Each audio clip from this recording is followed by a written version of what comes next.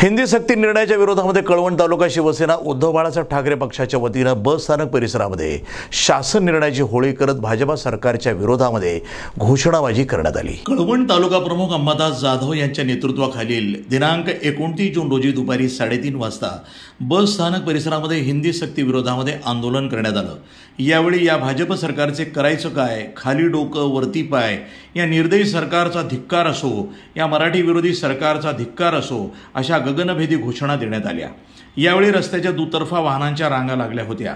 सर्वसामान्य नागरिकांनाही हिंदी सक्तीचा विरोध करत आंदोलनाचं समर्थन केलं।